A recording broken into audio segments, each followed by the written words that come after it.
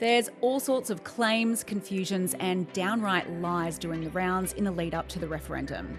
Uwadwajik Noongar GP Jason King, who works in the Aboriginal community of Yarrabah up in far north Queensland, has seen a lot of it, and he's seen it all before.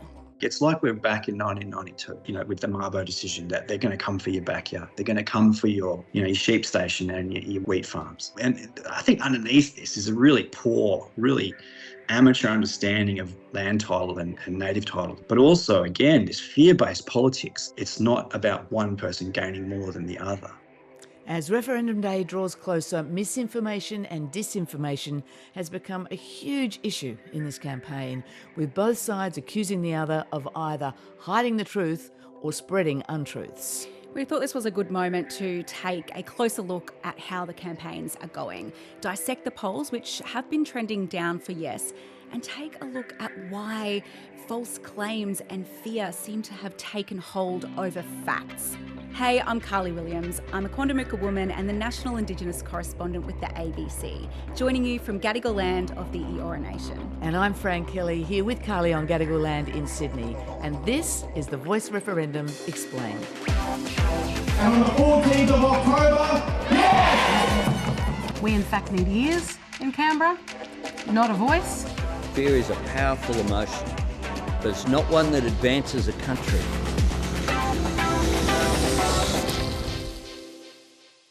Carly, I've been waiting and wondering, will it ever happen?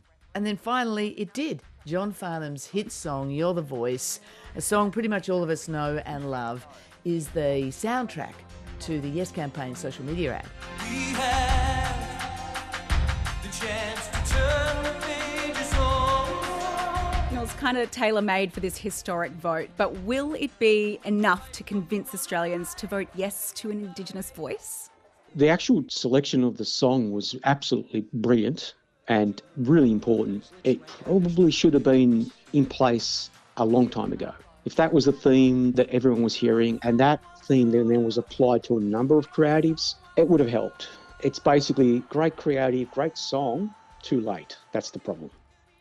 That's Cos Samaras. He's a pollster with the Redbridge Group, and his latest poll is just one of a batch of polls that show the yes vote steadily falling. Here at the ABC, Casey Briggs does something he calls the poll of polls, and he says this latest batch show that the trend is definitely not the friend for yes.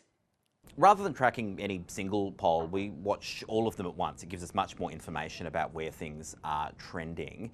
And the trend line has been for months now a downward slide for yes and an upward trajectory for no. At this point, as we move closer and closer toward the referendum, yes is sitting across the polls on an average, sitting in about the low 40s, and that slide has been occurring at about a 0.7, 0.8 percentage points a week. So yes is falling by about 0.7 or 0.8% every single week, and that has been a pretty straight line now for months. But Fran, I don't know if I trust these polls, and should people be putting so much weight on them? Like, I have never been polled. Have you been polled? Now you ask? No, I haven't actually. And we know that polls can be wrong, but Casey says all the polls would have to be wrong by a long way for this to turn around for yes. I guess there are two pathways for yes here. One is to change a lot of people's minds very quickly, and they'd need to do it to see, the opinion poll trend change in a way we really have never seen before. Polls can shift, but they don't normally shift by this much, this quickly. So really an unprecedented effort to change minds would be the thing that yes are really needing to do in the next month or so. The other option, of course, is maybe the polls are wrong. We know polls are estimates. They are not precise. They all have margins of error. It could be that we are about to see a really big polling fail, but it would have to be a really, really, really big polling fail for yes to win. And I guess you never know. But Cos Samaras, the pollster we heard from at the top, he also does research into voter behaviour.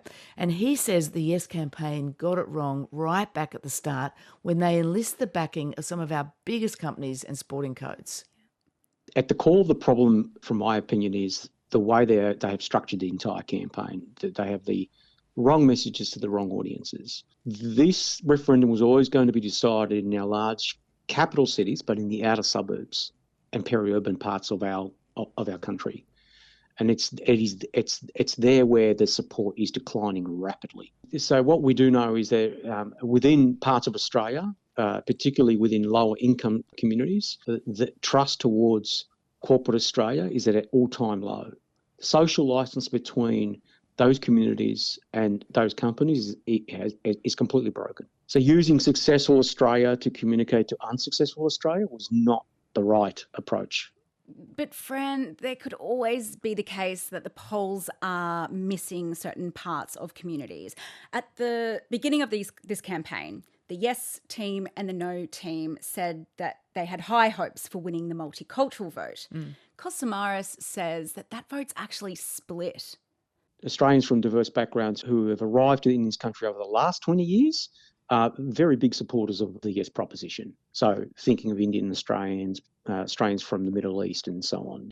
Our work constantly identifies, I would say, in excess of 60% support for Yes. Where it gets into a bit of trouble is when you're talking to Australians who've got a longer history with regards to this country, and that is that they're probably offsprings of European migrants. They are behaving like the broader community at the moment. So there you go, it's generational. And the South Asian diaspora in this country that Kos referred to is the second largest migrant group. So there are a ton of votes up for grabs there. There's plenty of votes still up for grabs. Both sides agree on that. Kushal Vyas is a part of that South Asian community. He's also the organiser of a group called Desi for Yes, and they're holding community meetings and online chats with chai. And he says that plenty of people are really only tuning in still now. Recently in Western Sydney, we had some chai, we had some, great Indian snacks, and it's really designed as a bit of a community conversation where people have a safe space to ask questions, to be informed, because we find that a lot of people in the community are just very curious and very keen to understand more about what the referendum's all about, and creating that sort of environment and space where people feel comfortable, where they don't feel judged, and where they're free to ask all their questions, all their concerns. And that always helps if you've got the familiar scent of chai or, some favourite snacks of people, and being able to have that sort of comfortable conversation. I can smell it, can't you? Kushal also reckons that there's plenty of people that he's coming across that definitely haven't made their minds up yet.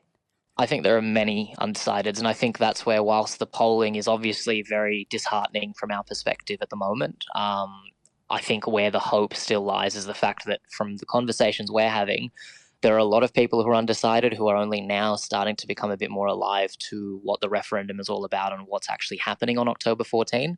But it does ultimately become a race against time to ensure that, we can reach every community before voting day comes.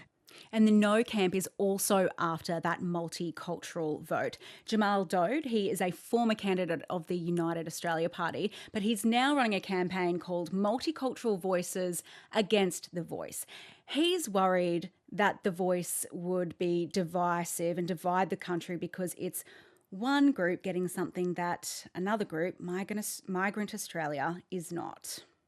This voice will divide or will make a precedent of dividing the population in front of the constitution based on race. And if this is the case, we will open the gate for different groups to come and say we need a voice, including the migrants, non-English speaking backgrounds who are marginalized, and we will come forward and say we need our own voice.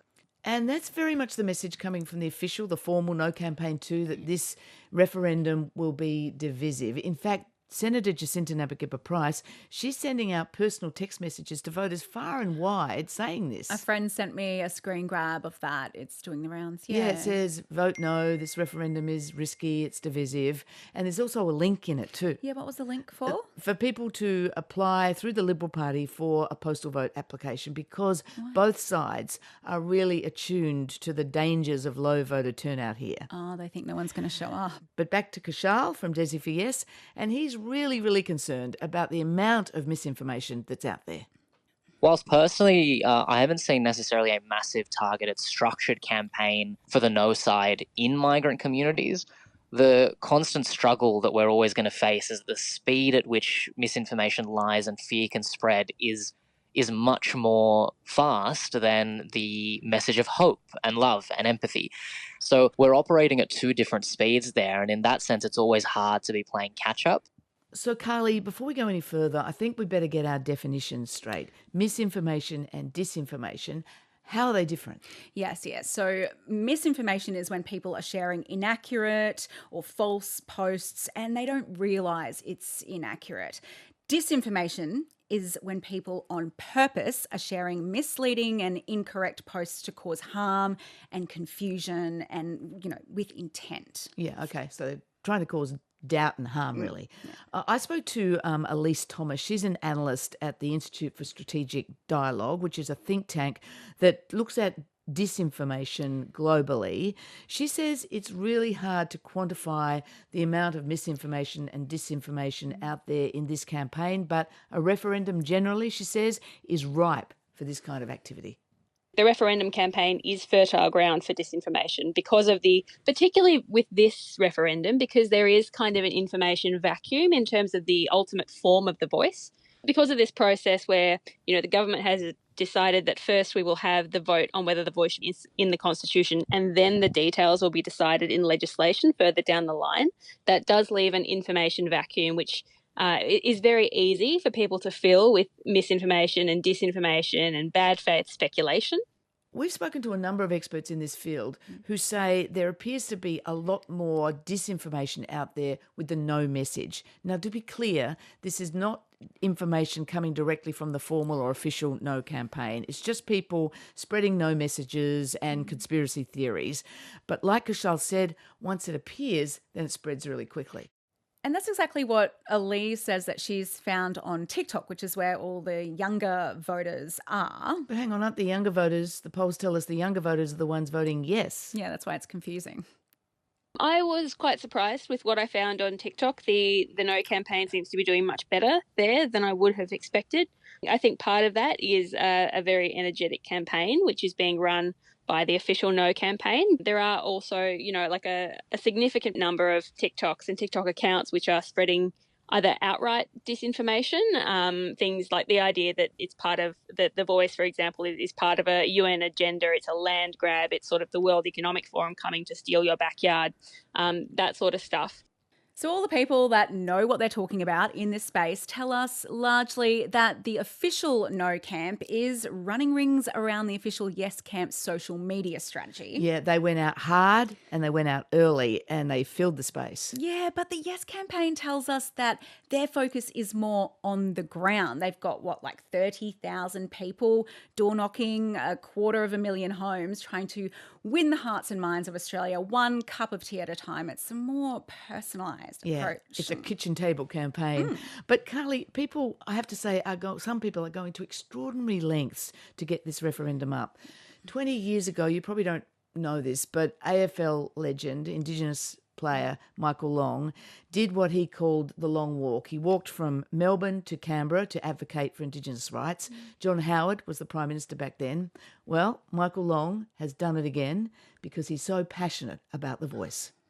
Well, you got to believe in something. You got to be optimistic.